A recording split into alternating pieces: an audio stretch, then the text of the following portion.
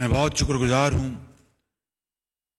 جناب سندھ حکومت کا، چیف منسٹر صاحب کا، مفتاح اسماعیل صاحب کا، کراچی چیمبرز کا، اور جناب موتی والے تو میرے بہت پرانے، میری ان سے یاد اللہ. ویسے تو یہاں پر بہت بڑے بڑے قداور یہاں پر شخصیات تشریف فرمائیں جن سے میری بڑی پرانی یاد اللہ ہے. وہ علیحدہ بات ہے کہ جب آپ اپوزیشن میں ہوتے ہیں تو چند لوگ یاد رکھتے ہیں، مگر نہ یہاں پر وہ لوگ ہیں جنہوں نے ہمیشہ مہربانی کی اور ہمیشہ یاد رکھا. بزرگوں، بھائی اور بہنوں، میں آپ سے یہاں پر بڑی ایک فرینک ڈسکشن کرنے آیا ہوں اور بہت شکریہ ادا کرتا ہوں کہ یہاں پہ پریزیڈنٹ کراچی چیمبر نے اور جناب موتی والا صاحب نے بڑی اچھی پریزنٹیشن دی ہے. میں یہاں پر کوئی سیاسی پوائنٹ سکورنگ کرنے نہیں آیا اور نہ اس کا کوئی فائدہ ہے. یہاں پہ بڑے سنجیدہ پاکستان کے مایہ ناز کاروباری حضرات موجود ہیں. میں آپ سے سیریسلی آپ سے جو اصل مسائل ہیں ان کا حل جاننے آیا ہوں کہ وہ آپ کے پاس ہے. شیخ صاحب بھی بیٹھے ہیں اور میرے مہربان باریش ہمارے ساتھی دوست بیٹھے ہیں اور یہاں پر ہمارے بیگ صاحب بیٹھے ہیں، بہت شخصیات بیٹھی ہیں یہاں پہ. دیکھیں، پہلی بات تو یہ کہ ڈالر کی بات کر لیں. ڈالر 2018 میں، اگست 2018 میں 115 روپے کا تھا.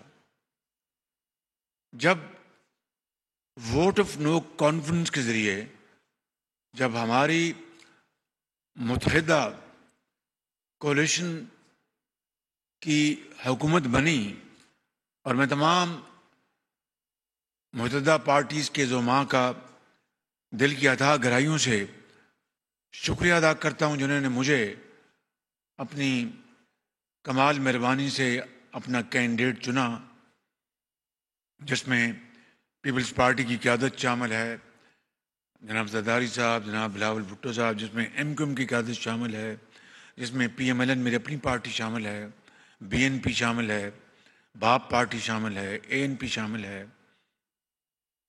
جے یو آئی شامل ہے، اور دوسری جماعتیں جنہوں نے اپنی مہربانی سے جنہوں نے مجھے چنا. میں کہنا چاہتا ہوں کہ جب 11 اپریل کو میں نے حلف لیا، اس دن تو ڈالر 189 پہ تھا، جو 115 روپے سے 2018 سے سفر کرتا ہوا 189 پہ آیا تھا. تو یہ جو 60-65 روپے کی اڑان تھی، اس میں تو ہمارا کوئی قصور نہیں تھا. البتہ جس دن اوتھ میں نے اٹھایا تو ڈالر 8 روپے سستا ہو گیا. آپ کی سٹاک مارکیٹ 1000 پوائنٹ یا 1200 پوائنٹس اوپر گئی. اس کے بعد کی جو صورتحال وہ میں آپ کو بیان کر دیتا ہوں. بالکل دیکھیے کہ پچھلی، اور without going into any political point scoring, I want to make it very clear کہ پچھلی حکومت نے جب ان کو یہ پتہ چلا کہ ووٹ آف نو کانفیڈنس شاید کامیاب ہو جائے گا، تو ان کو کسی ایک چلنتر آدمی نے مشورہ دیا کہ آپ تیل اور پٹرول کی قیمتیں سستی کر دیں. اب بتائیے کہ تاریخ کی سب سے بڑی قیمتیں دنیا میں اس وقت تیل کی اور پیٹرول کی ہیں، اور پاکستان قرضوں کے اوپر قرضوں کی زندگی بسر کر رہا ہے. حقیقت یہ ہے قرضوں کی میں پی رہا ہے. اور پھر آپ یہ کہیں کہ جناب یہ جال بچھایا جا رہا تھا کہ اگلی حکومت کا اگر ووٹ آف نو کانفیڈنس کامیاب ہوتا ہے تو یہ جو ساتھ جو ہے وہ جال میں پھنس جائے گا. یہ تھی وہ چال. اب ہماری ایک پولیٹیکل مجبوری بھی تھی کہ بھئی ابھی ہمیں اپنا وہ سر مڈاتے اولے پڑے کہ ہم جنہوں نے 3.5 سال تو ایک دھیلے کا ریلیف نہیں دیا عام آدمی کو، یا تو انہوں نے آٹے کی غریب آدمیوں کے لیے قیمت کم کی ہوتی، یا انہوں نے چینی کی قیمتیں کم کی ہوتی، یا انہوں نے یہ خوردنی تیل کی کچھ قیمتیں کم کی ہوتی، تب تو بات تھی۔ 3.5 سال تو ان کو یاد نہ آیا، اور قرضے ہی قرضے۔ مجھے بتائیں کراچی کے عظیم بزرگوں، بھائی اور بہنوں، پاکستان میں کوئی ایک منصوبہ بتا دیں جس کا معاش سے تعلق ہو، جس کا زراعت سے تعلق ہو، جس کا سماج سے تعلق ہو، جو اس پچھلی حکومت نے 3.5 سالوں میں سنجیدگی کے ساتھ لا کھڑا کیا ہو، اور جس کا پھل دینے کا وقت آ چکا ہو۔ مجھے ایک منصوبہ بتا دیں۔ 22,000 ارب روپے کے قرضے لیے گئے، یعنی 2018 میں جو پاکستان کے جو کل قرضے تھے 1947 سے لے کر 2018 سے لے کے 30 مارچ اس سال تک 80% ان قرضوں میں اضافہ ہوا ان 3.5 سالوں میں۔ یہ میں آپ کی خدمت میں عرض کرنا چاہتا ہوں، اس وقت تو کوئی سیاسی افراتفری تو نہیں تھی۔ اس وقت تو اس لاڈلی حکومت کو اور اس لاڈلے کو ہمارا جو مقتدر ادارہ ہے اس نے وہ سپورٹ دی ان 3.5-4 سالوں میں کہ پاکستان کی 75 سالہ تاریخ میں نہ کسی کو ملی، نہ آئندہ کسی کو ملے گی۔ یہ میں آپ کو بلا خوف تردید کہنا چاہتا ہوں۔ ہاں البتہ میں بڑے ادب سے، بڑی انکساری سے یہ کہتا ہوں کہ ایسی جو سپورٹ اس لاڈلے کو ملی تھی، اگر ہماری کسی حکومت کو اس کا 30% ملا ہوتا تو پاکستان اللہ تعالیٰ کے فضل و کرم سے، میں بڑا نہیں بول رہا، انتہائی عاجزی سے عرض کر رہا ہوں کہ پاکستان اس طرح راکٹ کی طرح اوپر جا رہا ہوتا۔ بالکل مجھے اس میں کوئی دو رائے نہیں ہے۔ اور اس کا میں کوئی آپ کو خیالوں کی دنیا میں تو نہیں لے کے جا رہا، آپ کے سامنے سب کچھ۔ سی پیک آیا، آپ کے جب لوڈ شیڈنگ کا شدید مسئلہ تھا، سی پیک کے اپنے بنیاد پر یہاں اپنا یہ پروجیکٹ کہاں لگا جی، پورٹ قاسم میں پروجیکٹ لگا، اپنا پنجاب میں لگا، سولر کے لگے، یہاں پر ونڈ مل کے جام میں پروجیکٹ لگے، اپنا پن بجلی کے منصوبے لگے، پھر ہم اپنی جیب سے پاکستان کے اپنے جو سکیئرس ریسورسز تھے فورن ایکسچینج کے، میں تو اس کے عینی شاہد ہوں، بلکہ خود معمار ہوں اس کا۔ مجھے وہ 4 پروجیکٹ جو گیس کی بنیاد پر لگے تھے، 2 وفاق کے، 2 پنجاب نے لگائے، اربوں ڈالر کے وہ منصوبے تھے۔ میں اپنا بلا خوف تردید آپ کو کہہ سکتا ہوں کہ اتنے جلد مدت میں اتنے سستے اور جدید ترین مشینری کے منصوبے پاکستان کی نہیں بلکہ دنیا کی تاریخ میں کہیں نہیں لگے۔ یہ میں آپ کو بلا خوف تردید کہہ سکتا ہوں۔ بالکل منصوبے لگے، لوڈ شیڈنگ ختم ہو گئی۔ اب لوڈ شیڈنگ پھر کیوں شروع ہوئی؟ مجھے بتائیں، کیا یہ سیاسی افراتفری کا نتیجہ ہے، یا کہ بدترین incompetence, lack of planning, experience اور کرپشن کا نتیجہ ہے؟ اس کا فیصلہ کریں آج آپ، اس کا فیصلہ ہونا چاہیے۔ یہ جو 10-12 روپے ڈالر بڑھا ہے، اس کو تو آپ ضرور 1 مہینے میں اس کی کئی تعویلیں پیش کی جا سکتی ہیں۔ میں پوچھتا ہوں کہ جب لوڈ شیڈنگ ختم ہو گئی تھی تو پھر دوبارہ لوڈ شیڈنگ کس طرح شروع ہوئی، کیوں ہوئی؟ یہ وہ سوالات ہیں جس کا جواب قوم مانگتی ہے کہ بھئی ہمیں بتایا جائے۔ اور 22 کھرب جو اپنا جو لیا گیا قرضہ وہ کہاں گیا؟ یہ وہ چپتے ہوئے سوالات ہیں جس کا ہمیں اپنا قوم جواب مانگتی ہے، اور جواب ان کو ملنا چاہیے۔ آپ چینی ایکسپورٹ کریں، سبسڈی دیں، اس غریب قوم کے پیسے کی سبسڈی دیں، اور پھر روپیہ تیزی سے نیچے جا رہا ہے۔ ونڈ فال نہیں بلکہ واٹر فال پروفٹس ہو رہے ہیں، ایک سبسڈی مل رہی ہے اور دوسری طرف آپ کو جیب میں روپیہ جو سستا ہو رہا ہے وہ جیب میں جا رہا ہے ایکسپورٹ میں۔ پھر آپ چینی ایکسپورٹ کریں اربوں روپے خرچ کر کے۔ یہ ایک سیاسی افراتفری کا نتیجہ تھا۔ پھر مجھے اس سوال کا جواب دیں کہ گندم آپ پہلے ایکسپورٹ کرتے ہیں پھر گندم آپ امپورٹ کرتے ہیں، یہ سیاسی افراتفری کا نتیجہ تھا۔ پھر مجھے اس سوال کا آپ مجھے جواب دیں کہ جناب LNG کی جب قیمت مارکیٹ میں $3 پر یونٹ تھی، $3 نہیں، تیل منگوایا، مہنگا ترین تیل منگوایا، اور جب $60 پہ پہنچ گیا LNG، 40 پہ 30 پہ، پھر اب سودے کر رہے ہیں کیا یہ افراتفری کا نتیجہ تھا؟ خدارا میں سمجھتا ہوں کہ ہمیں بہت تحمل، برداشت اور ایمانداری سے اس کا تجزیہ کرنا چاہیے. اگر مجھ سے غلطی ہوئی ہے تو مجھے اس کی معافی مانگنی چاہیے. اگر کہیں اپنا سلیکٹنس ہوئی تو اس کا ازالہ ہونا چاہیے. لیکن یہ بات کہ بدترین 3.5 سالوں کی گورننس کے بعد غداری اور وفاداری کے سرٹیفکیٹ بانٹے جائیں، یہ پاکستان اس لیے بنا تھا کہ آپ ملک کو کھوکھلا کر دیں، آپ ملک کو تباہ و برباد کر دیں، اور پھر جناب آپ کہیں جی غداری ہوئی ہے اپنا، یا یہ غدار اور یہ وفادار ہے. میں سمجھتا ہوں کہ اس بحث میں اگر گئے تو بات بہت دور تلک جائے گی. لہذا میں اس سوال کا جواب صرف اتنا دے کر آپ کو یہ کہنا چاہتا ہوں بڑے ادب سے کہ ضرور ڈالر اس وقت ہچکولے کا، اپنا روپیہ ہچکولے کھا رہا ہے، اور یہ یقیناً یہ جو اس وقت 15 20 25 دنوں کی صورتحال ہے وہ آپ کے سامنے ہے. مجھے اس کے بارے میں کچھ نہیں کہنا، آپ اس کو اچھی طرح سمجھتے ہیں. لیکن آپ کاروباری حضرات ہیں، آپ بڑے پاکستانی ہیں، آپ پاکستان کے بڑے عظیم معمار ہیں، آپ اربوں روپے کماتے ہیں، حلال کی روزی کماتے ہیں، محنت کرتے ہیں، دن رات محنت کرتے ہیں. آپ خدارا اس کا حل نکالیں، بتائیں حکومت کو، مجھے بتائیں کہ اس کا کیا حل ہے تاکہ اب امپورٹس پہ آ جائیں. امپورٹ میں نے کیوں اس کے اوپر امپورٹ کے اوپر قید لگائی، کیوں اس کو میں نے کرب کیا؟ بات بڑی سیدھی ہے. اور یہ بات جو اللہ تعالیٰ نے جن کو صاحب حیثیت بنایا ہے وہ تو امپورٹڈ ہر چیز منگوا لیں. غریب آدمی کو روٹی دال بھی مشکل ہو جائے، مہنگی ترین ہم لوگ گاڑیاں منگوا لیں، غریب آدمی کو ٹوٹی سائیکل بھی نہ ملے، اور ہم اپنے گھروں میں اپنا محلات جیسے جناب ٹوائلٹس میں بہترین لگوا لیں، ٹائلیں اور سامان لگوائیں باہر کا امپورٹڈ. غریب آدمی کو اپنا باہر کھیت میں جا کے وہ کرنا پڑے. تو اس لیے میں اس کو تفصیل میں نہیں جان چاہتا، اس لیے کہ یہ غیر ضروری، جس کو آپ کہتے ہیں کہ نان اسینشل کنزیومر گڈس اور لگژری آئٹمس، اس کے اوپر ایک دورانی کے لیے بین لگایا گیا. میں نے ڈیوٹی بھی نہیں بڑھائی، اس لیے نہیں بڑھائی، میں جانتا ہوں کہ اگر ڈیوٹی بڑھا دیتا 200% بھی تو جن کو بہت اللہ نے دیے وہ 200% ڈیوٹی دے کے بھی منگوا لیتے. تو لہٰذا مقصد کیا تھا؟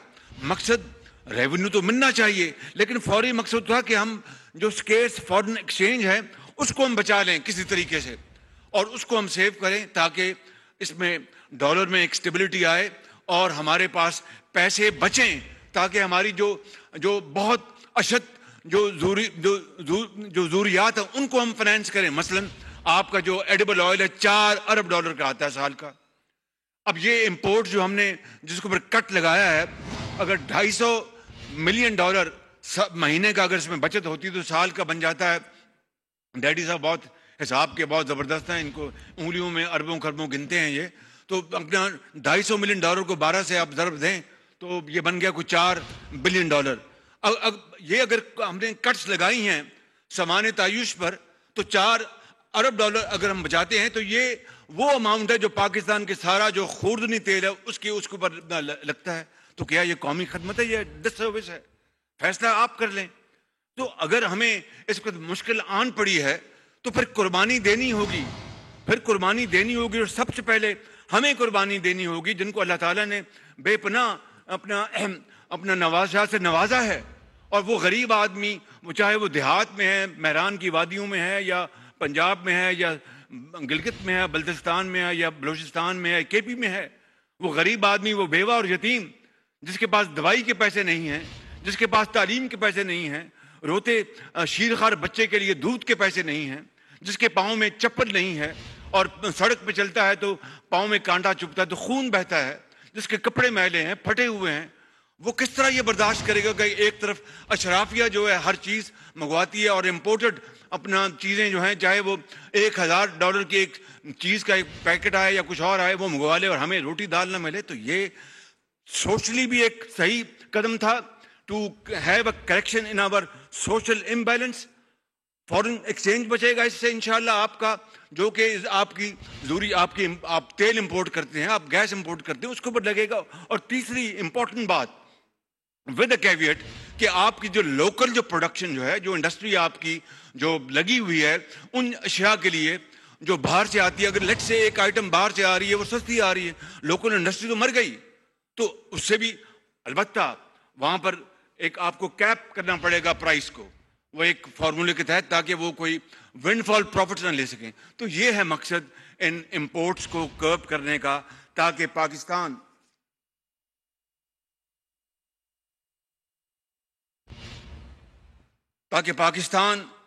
اللہ کے فضل و کرم سے وہ انشاءاللہ سٹیبل ہوگا. اور میرا ایمان ہے آپ لوگ پاکستان کے معمار ہیں, اس میز پہ بیٹھے ہیں, چاہے وہ سیاستدان ہیں یا بزنس مین ہیں یا ٹریڈر ہیں یا انویسٹرز ہیں, آپ لوگ سامنے بیٹھے ہیں, آپ پاکستان کے عظیم معمار ہیں.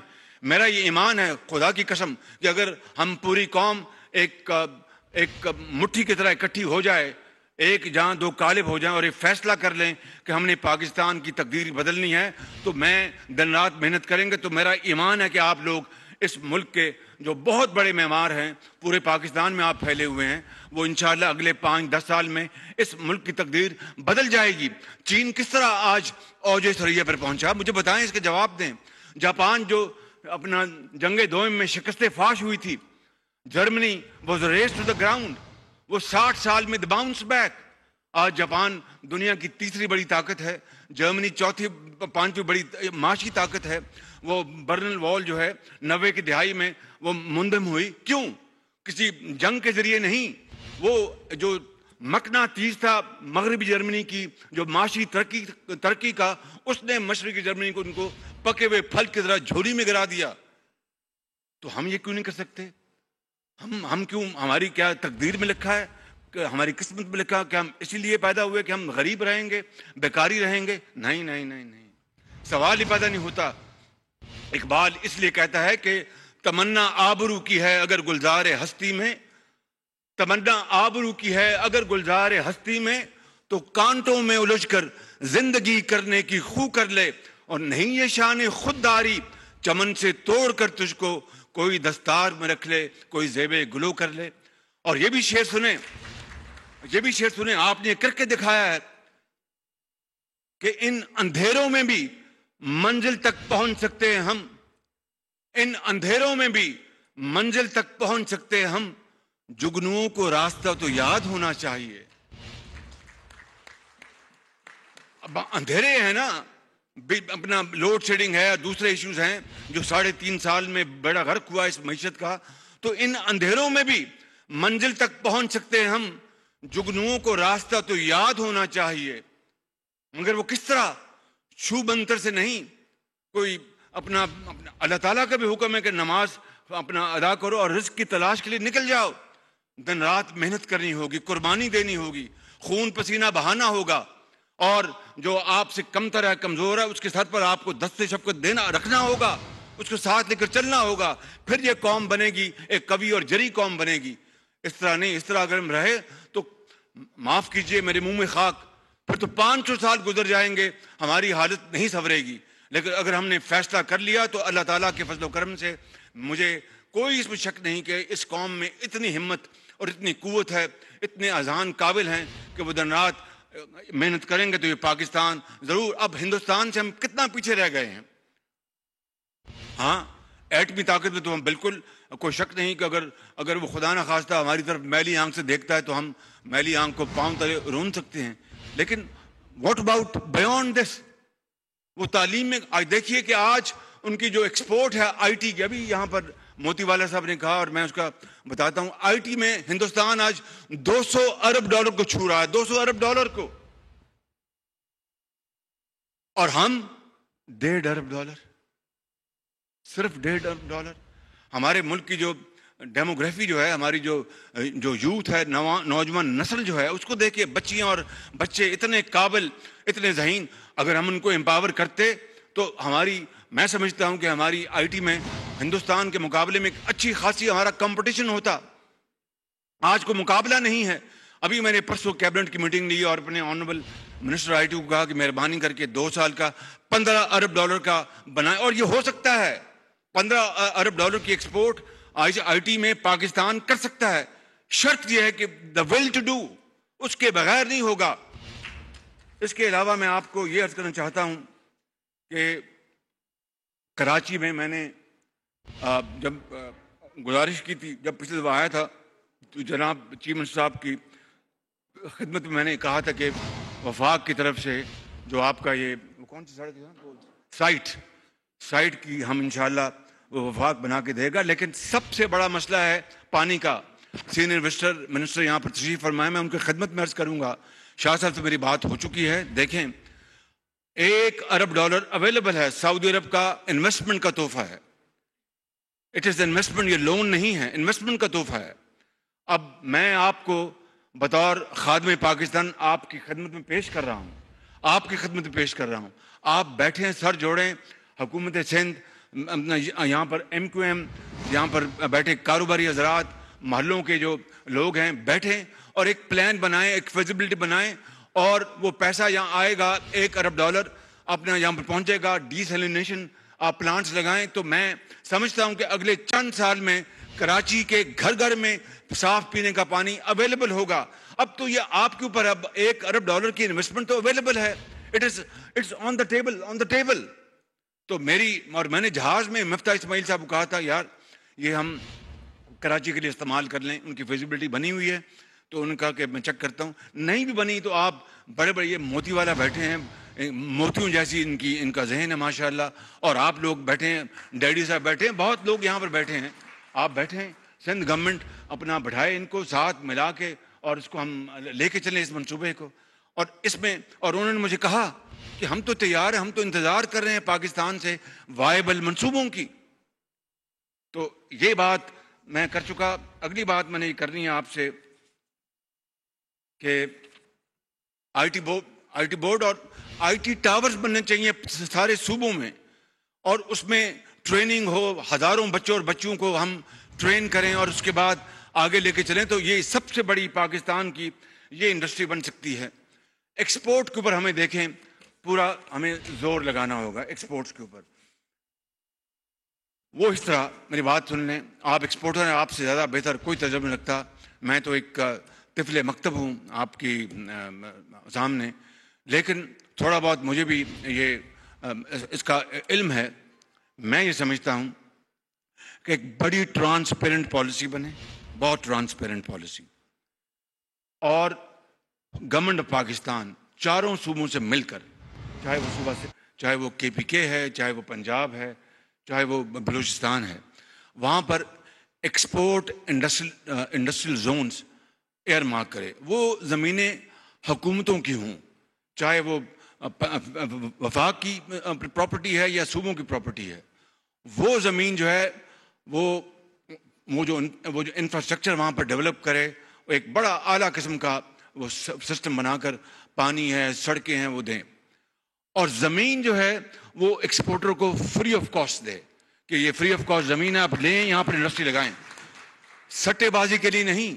جو ہمارا معاف کیجئے جو ہوتا ہے، اور رکھی زمین، جناب وہ بجلی نہیں آئی، جناب وہ پانی نہیں ملا، جناب میں کچھ نہیں کر سکا، مجھے لون نہیں ملا، فلان نہیں ملا، یہ نہیں، وہ ایک ون ونڈو آپریشن، اور وہ زمین جو ہے وہ ڈیولپ کر کے، اور پھر وہاں پر پوری طرح وہ سڑکیں بچھائی جائیں، چاہے وہ شہر سے 60 میل دور باہر ہو، اپنا 80 میل دور باہر، آج کل موٹر ویز بنتی ہیں، 1 گھنٹے میں 150 کلومیٹر آپ پہنچ جاتے ہیں بڑے آرام سے، وہاں پر زمینیں ڈیولپ کی جائیں، گورنمنٹ کی زمینیں ہوں، اور وہ ایکسپورٹرز، کیونکہ پاکستان نے اگر ایکسپورٹ ہم میں آگے نہ بڑھے، آج ہم نیٹ امپورٹرز بن گئے ہیں، تو ایکسپورٹرز کے لیے ہم یہ کریں۔ میں نے مفتاح اسماعیل صاحب سے بات کی تھی، اور اس کے علاوہ ایکسپورٹرز پر ہم بڑا ٹرانسپیرنٹ طریقے سے بینکوں سے لون دلوائیں، جو ماضی میں مس یوز ہوتا رہا۔ جناب وہ میں آپ کو قصہ بتا دیتا ہوں، ایک وہ ایکسپورٹ کی اپنا وہ باہر سے دبئی سے LC کھلوا لی،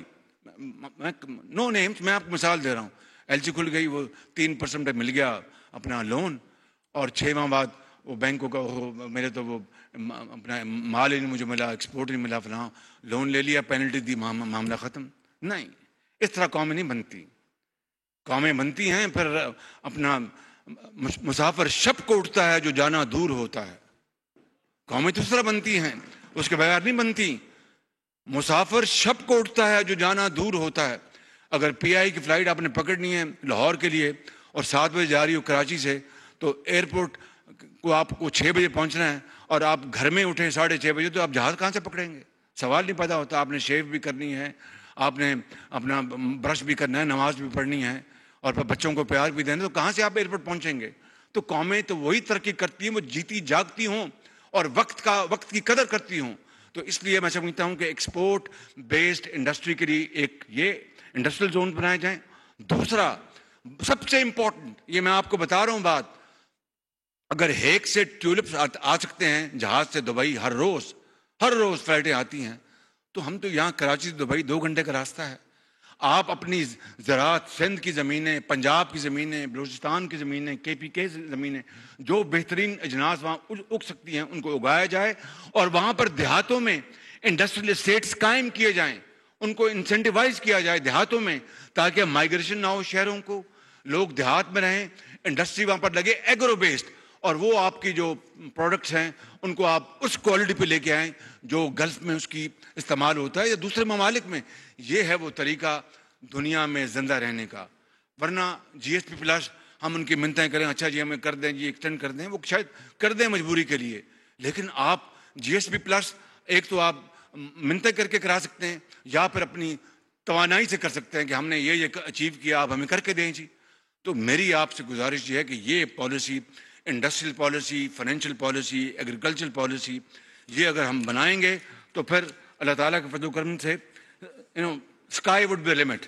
پھر آپ دیکھیں گے کہ پاکستان کتنا تیزی سے آگے بڑھ رہا. کل میں نے مجھے چینی وفد ملا، مجھے کل وہ کسی اور کام کے لیے آیا تھا، انہوں نے خود کل کہا مجھے کہ پرائم منسٹر ہم KCR کے لیے وی آر ویری سیریس. اور کل مجھے اسلام آباد میں ملا، میں نے ان کے حق میں، چین ہمارا بہترین دوست میں شامل ہے، اور CPEC جس کے اوپر کتنے غلط الزامات، بھونڈے الزامات لگائے گئے تھے، اس سے نہ صرف ناراض ہو گیا بلکہ CPEC جو ہے اب ٹھنڈا پڑ چکا ہے.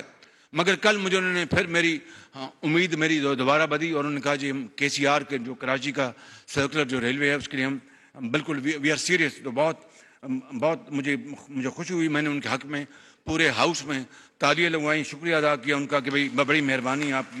اب ہمیں آگے بڑھنا ہے، ہمیں کوشش کرنی ہے. یہ نہیں کہ خط لکھ کے میں سو جاؤں اور جناب وہاں سے نہیں، اس طرح نہیں ہوتا، یہ نہیں ہوتا. کنواں پیاسے کے پاس نہیں جاتا، پیاسا کنویں کے پاس جاتا ہے. اس کے بغیر معاملہ نہیں بنتا زندگی کا.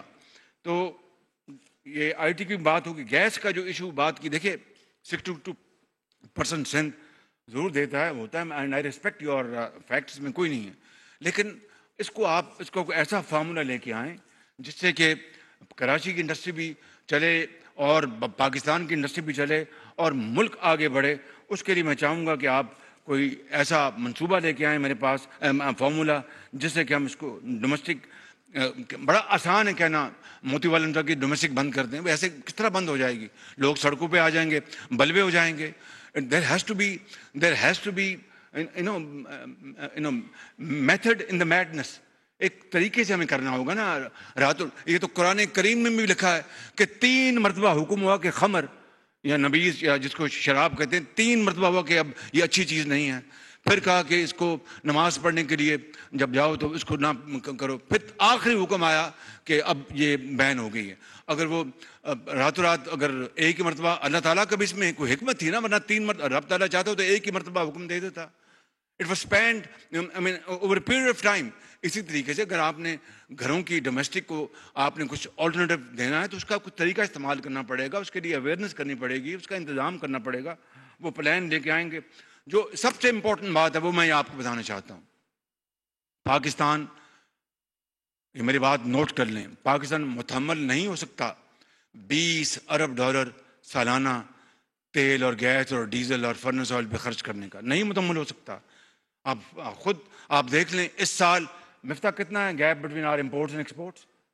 امپورٹ ایکسپورٹ $45 بلین، $45 ارب کا گیپ ہے. اب بتائیے کہ $45 ارب کی گیپ، آپ ریمیٹنس کو شامل بھی کر لیں تب بھی $15 ارب کا گیپ رہ جاتا ہے. کہاں سے آپ پورا کریں گے؟ کس طرح پورا ہوگا؟ تو اس لیے یقین کر لیں کہ جس طرح اپنا سندھ میں اللہ تعالیٰ نے بڑا زبردست کوریڈور دیا ہے یہ ونڈ کا، اس طرح بھاولپور میں بہت شاندار سولر کا ہے، بلوچستان میں ہے KP کے. ہمیں یہ سولر اور ونڈ کی طرف جانا پڑے گا جہاں پر آپ کو نہ گیس امپورٹ کرنی پڑے. وقت لگے گا، راتوں رات تو اپنا یہ نہیں ہوگا. Rome was not built overnight, مگر اس طرف ہم قدم بڑھائیں گے تو اگلے 5 سال میں 10 سال میں ہم وہاں پہنچ جائیں گے انشاءاللہ. گھروں میں مینڈیٹری وہ پوری اسکیم ہم بنائیں کہ گھروں میں مینڈیٹری کہ گیزر آپ جناب آپ لائیں، اپنے سولر پینل لگائیں گھروں میں، اور گھروں میں اور بھی آپ چیزیں جو ہیں سولر سے چل سکتی ہیں. چھوٹے پینل کے ریورس آپ میٹرنگ کر سکتے ہیں.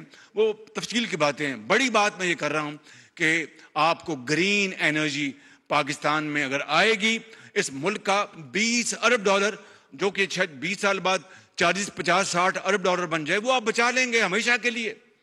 اور آپ کو اور آپ کی جو گیسز جو ہیں وہ ایڈیشنل آپ کو ملیں گی. یہ اتنی بڑی یہ، اور اللہ تعالیٰ نے ہمارے ملک میں سورج بھی دیا ہے، ہوا بھی دی ہے. اب ہمیں ہماری جو پالیسی، یہ آپ کہتے ہیں جناب سیاسی کلبری 3.5 سال میں اگر یہ کرتے تو میں آپ کو کہتا کہ اپنا میں ان کو سلوٹ کرتا کہ سولر اپنا پاور لے آئیں اور ونڈ پاور یہ لے آئیں. 3.5 سال کیا کرتے رہے؟ مکھی مارتے رہے. کیا کرتے رہے وہ؟ یہ وہ چیزیں ہیں. ہمیں 1 مہینہ ہوا ہے اور ہم ایک زندگی کے پاکستان کی سب سے مشکل ترین حالات سے گزر رہے ہیں، اکنامکلی، فائنینشلی اور سوشلی. آپ دیکھ لیں کہ کیا صورتحال ہے. فارن ایکسچینج کے ریزروز ہمارے کیا ہیں، کیا وہ کر گئے اپنا آخری مہینوں میں 3.5 سال ایک دھلے کی سبسڈی نہیں دی. تو یہ جو چیلنج کوئی مذاق تو نہیں ہے. اسی لیے میں نے 2018 میں نے پہلی اپنی تقریر میں کہا تھا let sign charter of economy. اس کو پایا حقارت سے ٹھکرا دیا گیا اور مذاق اڑایا گیا، حتیٰ کہ تذلیل کی گئی. تو قومیں اس طرح تو نہیں بنتی. آپ امریکہ کے کوئی صدر آئے جائے، 3-4 جو ان کی پالیسیز ہیں دے ریمین انچینجڈ، جس میں فارن پالیسی بھی شامل ہے. اور ان کی جو اب انہوں نے کھولے ہیں اپنے آئل کے ریزروز، وہ دہائیوں انہوں نے اس کو بند رکھا اپنے آئل ریزروز کو. تو ملک تو تب بنتے ہیں کہ جو قومی جو بقا اور سلامتی اور خوشحالی کے جو ایشوز ہیں ان کے اوپر کوئی کمپرومائز نہیں ہوتا، وہ سب ایک ہوتے ہیں وہاں پہ. تو میں سمجھتا ہوں کہ سولر اور یہ ونڈ کے اوپر ہمیں بڑی تیزی سے آگے بڑھنا ہوگا. اور اس کے لیے اپنا انویسٹرز موجود ہیں. چائنا میں انویسٹر موجود ہیں. یورپ خیر بہت مہنگا ہے سولر کی جو ان کے پینلز ہیں. چائنا تو مل جائیں گے جہاں پر آج 3 یا 4 سینٹس ہے بالکل آپ کی پر یونٹ. سولر 4 سینٹس ہوگا. اب بتائیے کہاں آج سے 5 سال پہلے 18 سینٹ تھا، آج 3 سینٹ 4 سینٹ. آپ کی جو بجلی جو ہے آپ LNG سے پیدا کریں وہ بھی آپ کو 12 یا 11 روپے سے کم نہیں پڑتی. تو یہ ہے وہ زندگی اور زندہ رہنے کے طریقے. اس کے علاوہ اور کوئی طریقہ نہیں ہے، کوئی جادو وادو نہیں ہے، کوئی چھومنتر نہیں ہے. اور یہ کب تک اب ہم اس طرح چلیں گے؟ مجھے آپ کو میں نام نہیں بتاتا. ابھی میری بات ہوئی ایک ہمارے دوست ملک کے، ان کا جی کہ آپ کا ہم رول اوور کر رہے ہیں. تو میں نے کہا کہ آپ نے تو بات نہیں کی لیکن ہم کر رہے ہیں. میں نے کہا آپ کا بہت شکریہ، آپ ہمارے بہترین دوست ہیں. مجھے شرم آ رہی تھی کہ میں کس منہ سے پہلی گفتگو میں آپ کو کہوں کہ میں کشکول لے آؤں. آپ کب تک ہم کشکول کے اوپر زندہ رہیں گے؟ 75 سال گزر گئے ہیں، 75 سال گزر گئے ہیں. آج بھی سعودی عرب جاتے ہیں، وہ تو ہمارے مربی ہیں، بہترین ہمارے دوست بھائی ہیں، وہ تو انکار نہیں کریں گے. لیکن ہم کس منہ سے کس شکل سے جاتے ہیں، یہ ہمارا ہی حوصلہ ہے. میں آپ کو صحیح بتاتا ہوں، ہم بالکل اس معاملے میں ڈھیٹ بن چکے ہیں. ڈھیٹ کہ بھئی جائیں گے تو بس کشکول رکھیں گے اور $1-2 ارب لے کے آئیں گے. اپنا UAE جائیں گے تو پیسے مل جائیں گے، قطر جائیں گے تو پیسے مل جائیں گے. یہ کیا یہ مانگے تانگے کی زندگی؟ پھونک ڈالے، وہ اقبال کہتے ہیں نا، پھونک ڈالے یہ کیا ہے وہ شعر،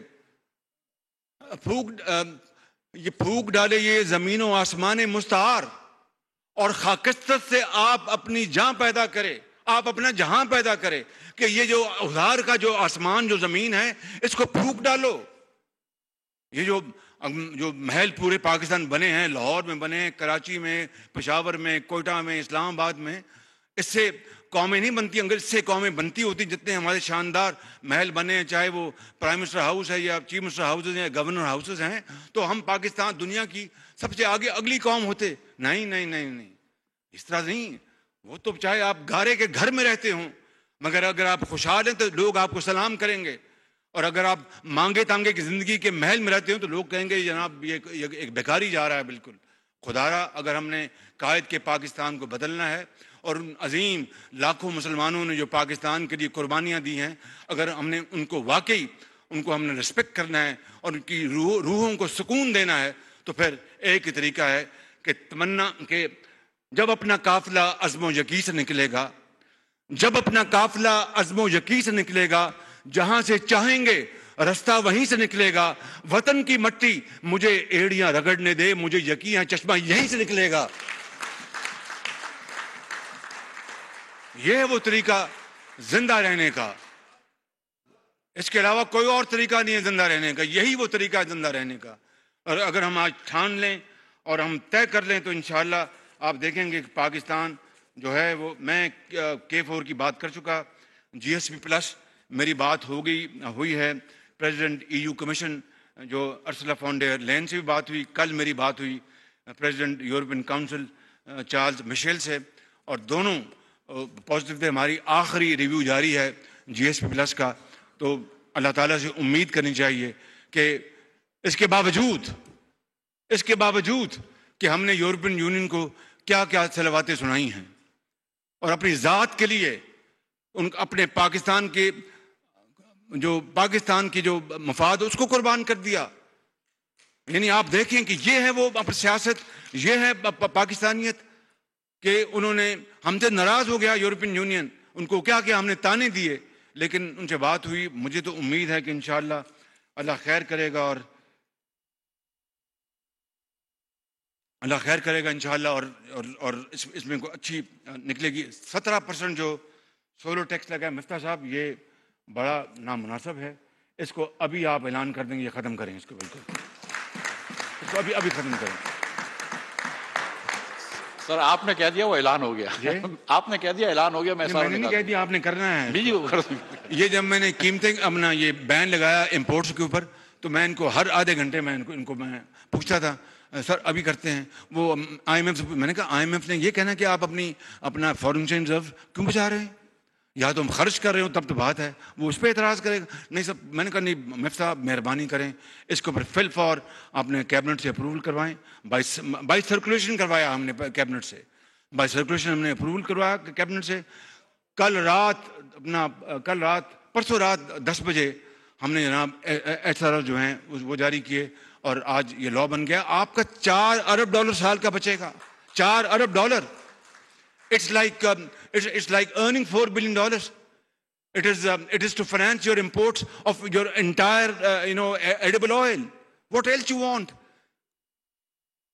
تو GSP+ کی میں نے بات کر لی، آپ سے سولر کی بات ہو گئی، اور جو پانی کی بات ہو چکی، اور اس کی میں نے KCR کی بات کر لی. اللہ تعالیٰ ہم سب کو خوش و خرم رکھے. ادریس صاحب نے شروع میں کہا تھا کہ اگر آپ ہوں گے تو آپ سے وہ ٹرافیز لیں گے. دیکھیے زندگی موت اللہ تعالیٰ کے ہاتھ میں ہے، خوشی غمی اس کے ہاتھ میں ہے.